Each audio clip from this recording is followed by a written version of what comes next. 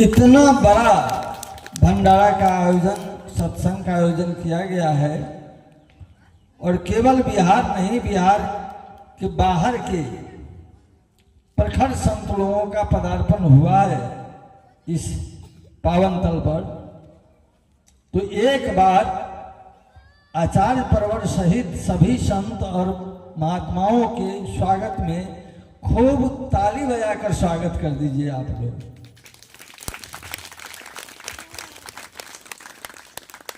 इतना बीमारी से लोग मुक्त हो जाते हैं।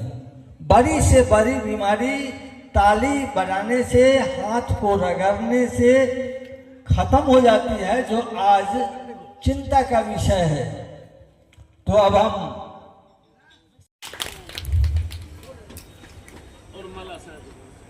हाँ सब माला है।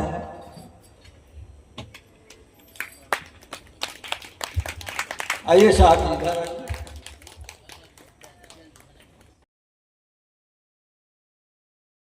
आइए, आपको भी मैं माला पहरा दूं।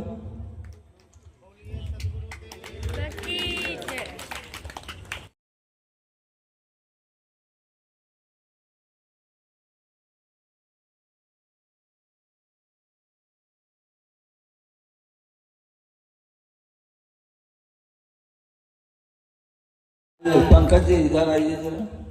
साहब जी को पहले पहरा दीजिए बड़ा माला, पहले माला पहरा दीजिए बड़ा माला साहब जी को, और फोटो खींचेगा, हम भी पकड़ेंगे। आइए इधर से खींचे जरा।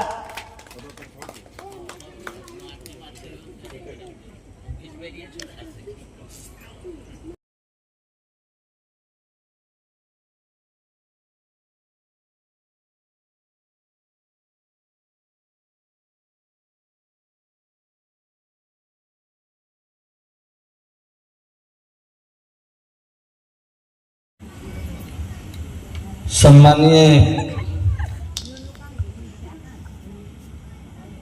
उद्घाटनकर्ता और कार्यक्रम के संयोजक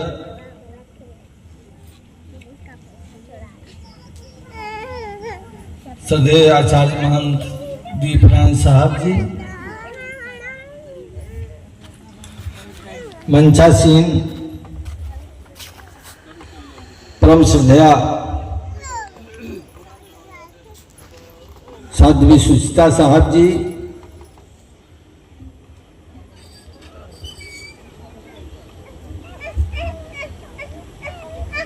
इस गांव के प्रबुद्ध जनों में प्रमुख प्रकाशानंद यादव जी, व्यवस्थापक सह स्वागताध्यक्ष श्रद्धेय विजय साहब जी,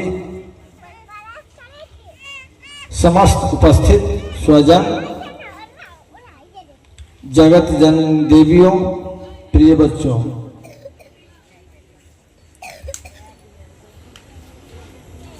प्रथम सत्र है और प्रथम सत्र विषयों के नींव पर आधारित सत्र हुआ करता है।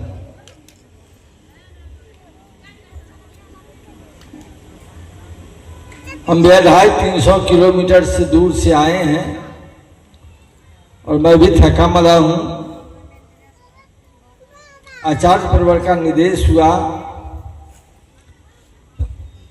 पंकज यादव जी का बुलावा हुआ और विजय साहब जी का याद हुई, बाध्यता है आना हुआ।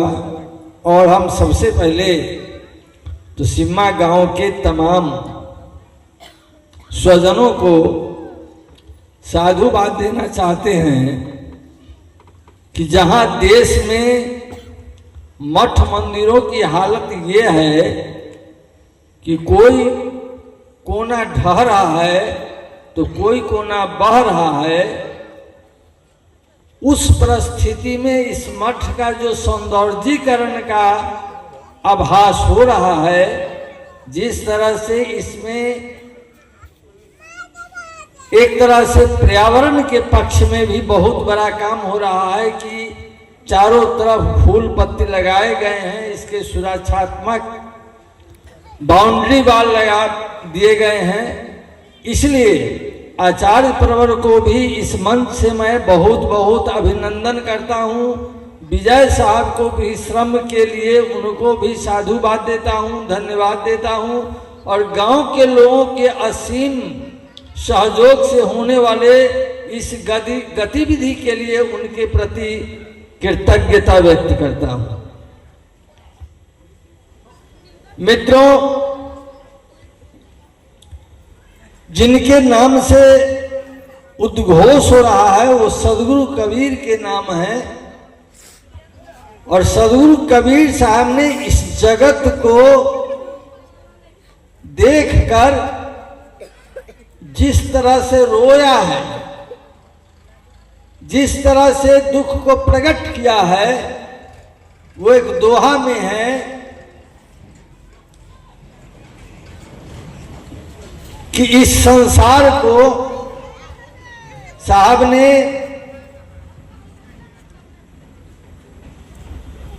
देखकर रोया।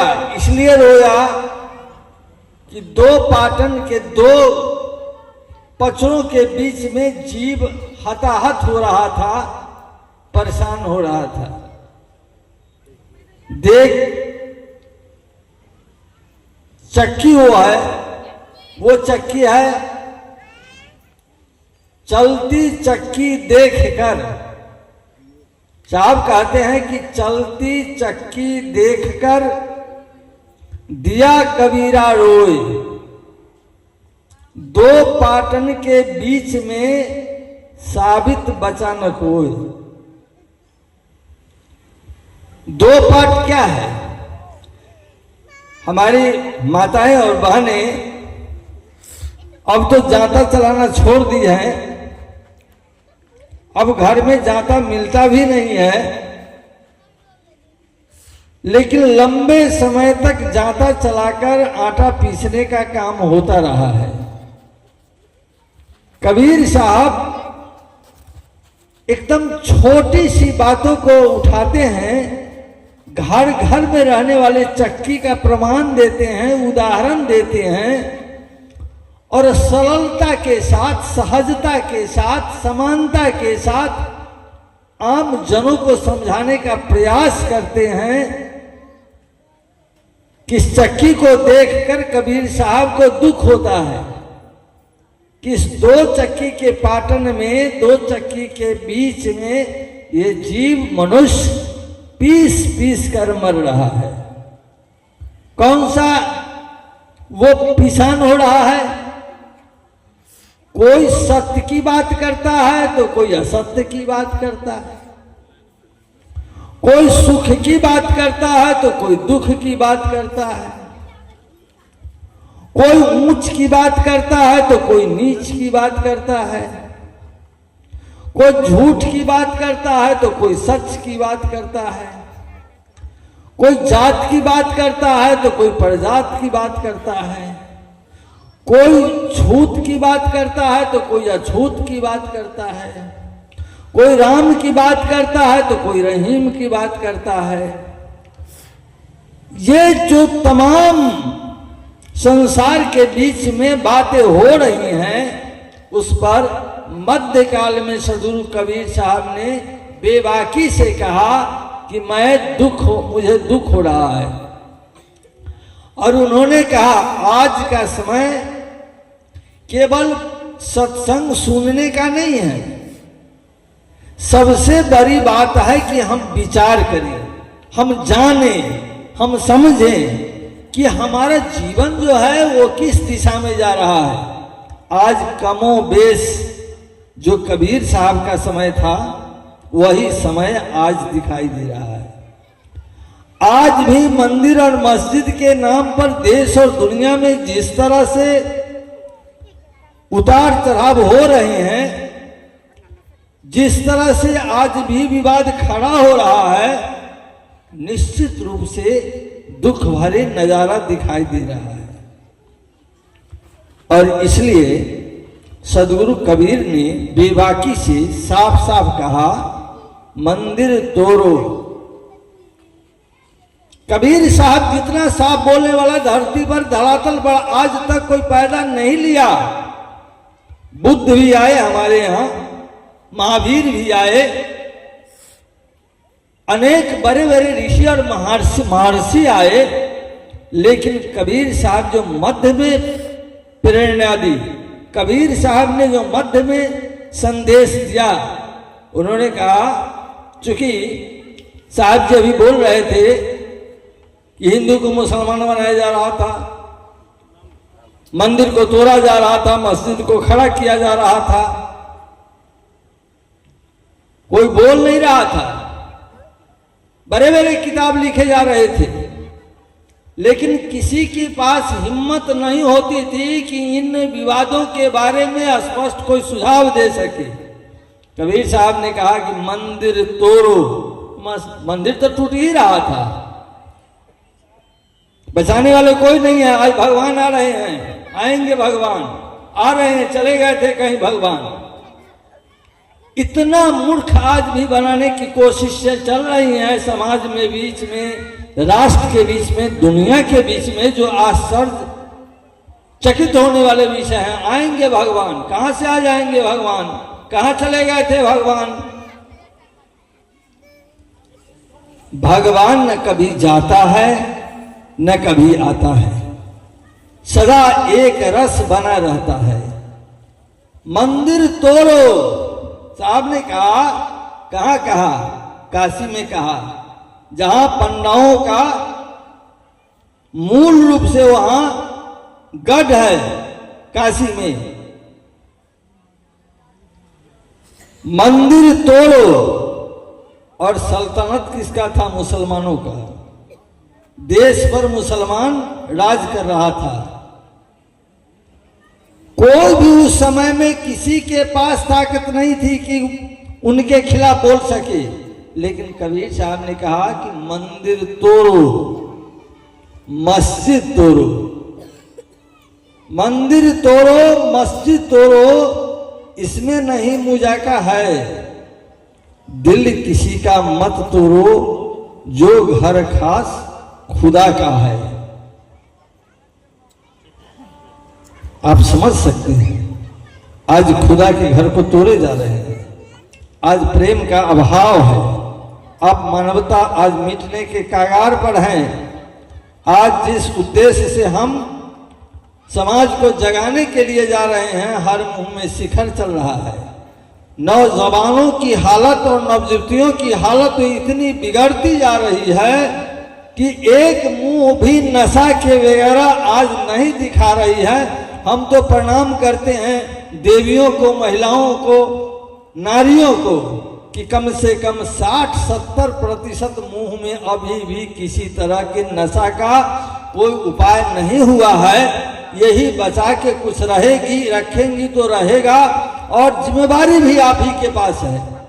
सुचिता साहब नारी सशक्तिकरण के तरफ बहुत बढ़ती हैं, इनकी इच्छाएं बहुत आगे चलती हैं, और हम आपसे करबद्ध प्रार्थना करते हैं कि आज के दिन मोबाइल से थोड़ा सा बच्चे को दूर रखें और संस्कार देने का काम करें। नहीं तो यह संसार में जो बच्चे की हालात हैं, जो युवाओं की हालात है, निश्चित तौर पर दुख का कारण बनेगा, और फिर व्यापक तौर पर चर्चा कल होगी। आज दीजिए विराम, और आप तमाम लोगों को इसी सत्र में बहुत बहुत बधाई देते हुए अपनी वाणी को विराम देता हूं।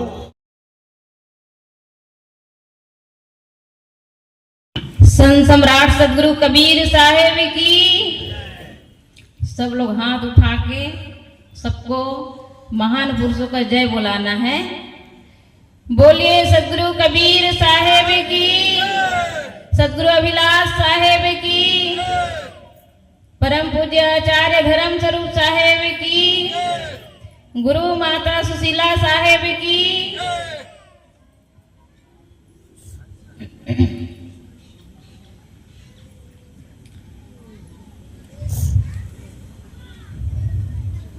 ध्यान मूलम गुरुर्मूर्ति, पूजा मूलम मंत्रमूलं गुरुर्वाक्यं मोक्षमूलं गुरुकृपा। मेरे मन मंदिर पर विराजमान परम पूज्य गुरुदेव जी, इस कबीर आश्रम सीमा के संस्थापक परम पूज्य परम आराध्य दीपनारायण साहेब जी और इस आश्रम के व्यवस्थापक विजय साहेब जी, विद्युतपुर से आए हुए परम आदरणीय परम सम्माननीय रमेश साहेब जी, मंच पर विराजमान सभी संत गुरुजन, निर्चिर विवेकी भक्त सज्जनों एवं देवियों, त्रिदिवसीय सत्संग समारोह का ये प्रथम सत्र है। यह उद्घाटन सत्र में सदगुरु कबीर साहब के विषय में साहब जी अभी कह रहे थे कि सदगुरु कबीर साहब इस धरा धाम पर आए तो उस समय मानव मानव में एकता नहीं थी, जातिवाद का बोलबाला था। लेकिन सदगुरु कबीर साहब सबको जाति एक ही सूत्र में बांध दिए, चाहे वह हिंदू मुसलमान, सबको एक सूत्र में बांधने वाले ऐसे महान संत जब इस दुनिया से जाने का समय आया तो लोग उसके इतना लोकप्रिय संत हो गए थे जिसके लिए आपस में लोग लड़ मरते। इसलिए सदगुरु कबीर साहब को अपने शरीर को त्यागने के पूर्व अपने निकट के संतों से कह दिया कि जब यह शरीर छूटे तो ऐसे जगह, ऐसा स्थान में ले जाना ताकि किसी को पता ना चले, लेकिन उस स्थान पर 2 फूल रख देना। हमारे इस भारत देश में ऐसा कोई मंदिर नहीं है, कहीं भी आप जाइए, लेकिन मगहर एक ऐसा स्थान है जहां पर हिंदू और मुस्लिम दोनों का मंदिर और मस्जिद वही देखने को मिलता है। सदगुरु कबीर साहब के लिए कहा जाता है, गगन मंडल से उतरे ताकर नाम कबीर। गगन मंडल से उतरे ताका नाम कबीर।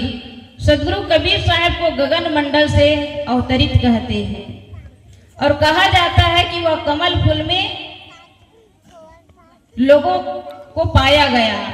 नीरू और नीमा उनको कमल के फूल में मिला।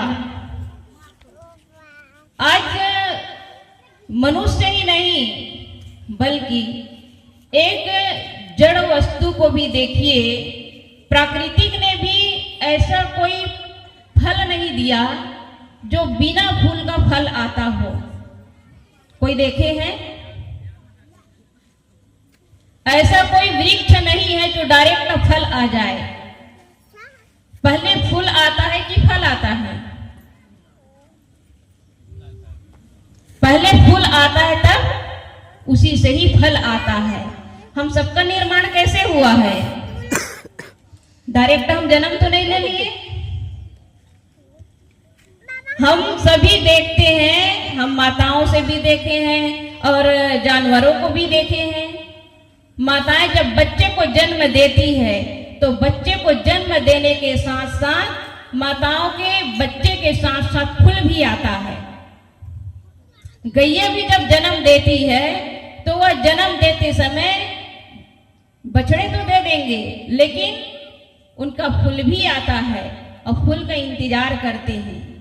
करते कि नहीं करते हैं? तो बिना फूल का किसी भी मनुष्य का, किसी भी जीव जंतु का जन्म नहीं होता है। यहाँ तक प्रकृति का भी जन्म नहीं होता है। फिर हम इस तरह से कहते हैं कि वह कमल फूल में प्रकट हुआ। कमल फूल वही है जो फूल होता है और बिना फूल का हमारा जीवन असंभव है। क्योंकि जो बच्चा आता है वह बच्चा का हर श्वास में, हर धड़कन में उसी फूल में रहता है। कितने माताएं जानती होगी, बच्चे जब जन्म लेता है तो कितने भी बच्चे के जो श्वास है वो पूरे फूल में चला जाता है और बच्चा बेहोशी हालत में रहता है। माताएं घबरा जाती है कि बच्चा नहीं है। ये हकीकत घटना है। अपने ही घर में अपना छोटा भाई जो आज संत है, इसी कबीर पंथ में संत है, उनका जब जन्म हुआ तो वह पैर के तरफ से हुआ। किसी किसी का पैर की तरफ से होता है, क्योंकि बच्चा मां के गर्भ में खेलते खेलते ऐसे उलट पुलट हो जाता है कि वह बच्चा अपना दिशा बदल देता है। जब बच्चा वह जन्म लिया तो उनका जो शरीर है बिल्कुल अस्वस्थ था, उसमें कोई क्रिया नहीं, बेहोशी हालत में था। घर के सभी लोग उसमें, काफी आसपास के लोग आए, वैद्य को बुलाया, डॉक्टर को बुलाए, लेकिन उस शरीर में कोई हलचल नहीं हो रही थी। तब डॉक्टर ने कहा कि इस पर धान डालिए। किसमें? फूल में। फूल में धान डालिए और धान डाल करके उसको पैर से खूब मथ दीजिए, खूब रगड़ दीजिए। जब माताएं ऐसे करने लगी और करते करते फिर डॉक्टर ने कहा कि उसमें थोड़ा पानी का छींटा दे दीजिए। माताएं ध्यान दे, क्योंकि वह जो शरीर था, शरीर में कोई क्रिया नहीं थी, लेकिन जैसे पानी डाला तो शरीर में कंपन होने लगा, हाथ हिलने लगा, पैर हिलने लगा। तब डॉक्टर को लगा कि इनका जो श्वास है पूरे फूल में चला गया है। फिर मथने को कहा और माताएं फिर उसको, उस फूल को खुद पैर से खूब मथा और मथने के बाद में फिर उसमें पानी छिड़ा और पानी जैसे डाला तो बच्चा जोर से चिल्ला के रोया। बच्चे का रोना और माताओं के चेहरे में हंसी आना, खुशी आना, क्योंकि बच्चा जब जन्म लेता है तो रोते रोते जन्म लेते हैं तो माताएं हंसती हैं। और बच्चे क्यों रोते हैं? क्योंकि मां के गर्भ में वह गरम गरम रहती है और जब बाहर आता है तो ये जो हवा है वो कांटे की तरह चुभने लगता है, तो बच्चा रोते हैं। और रोना मानो माताओं को ऐसा लगता है मानो हंसी आ जाए, मतलब ऐसा लगता है कि बहुत बड़े खजाना मिल गया। बच्चे के रोने में मतलब उनका जीवन मिल गया। तो वह जो बच्चा था उनका सारा श्वास कहाँ, किस में चला गया था? उस फूल में चला गया था। फिर बच्चा जब जोर से रोया तब उस नाल को काट करके उसको ठीक किया। नहीं तो पूरे परिवार में ऐसा मातम छा गया था कि वह बच्चा अब नहीं है, उसे उठाने की बारी आ गई थी। लेकिन धैर्य पूर्वक वह डॉक्टर ने जो विधि बताया और माताएं की, तब वह बच्चा का जो पूरा श्वास था वह उसके शरीर में चला गया और वह बच्चा आज जिंदा है, एक संत के रूप में है, अच्छे वक्ता है और अच्छे संत समाज में रह रहा है, इसी कबीर पंथ में रह रहा है। तो हम क्या कहते हैं कि कोई भी ऐसा प्राणी नहीं है जिनके माता पिता नहीं हो। बिना माता पिता के किसी का जन्म नहीं होता है और बिना फूल के कोई फल नहीं आता है। तो सदगुरु कबीर साहब जीवन भर अंधविश्वास, जातिवाद, भ्रम, पाखंड, देवी देवता का खुल करके उन्होंने विरोध किया, लेकिन आज हम उसी के नाम पर इतना कि अपने आप को समझ नहीं पाते हैं। ऐसे महान संत के लिए हम सब ये सोचते हैं कि वह तो एक काल्पनिक है। सदगुरु कबीर साहब के लिए कहते हैं कि वह शरीर से नहीं आया है, वह शरीर ही नहीं था सदगुरु कबीर साहब का। हम ये सुन करके हमें बड़ा दुख होता है, हम कबीर पंथी होकर के कबीर साहब को नहीं जान पाते हैं। पंच भौतिक शरीर उनका भी रहा। मनुष्य जाति से बड़ा नहीं होता है, कर्म से बड़ा होता है। माता पिता कौन जाति के है, कौन धर्म के है, धर्म से कोई बड़ा नहीं होता है, बड़ा होता है कर्म से। तो हम अपने कर्मों को सुधारें। सदगुरु कबीर साहब के इस मानवतावादी विचारों पर हम सब चलें। और इस उद्घाटन सत्र में आगे न कहते हुए मैं अपने वाणी को यहीं पर विराम देती हूँ। बोलिए सदगुरु कबीर साहब की जय।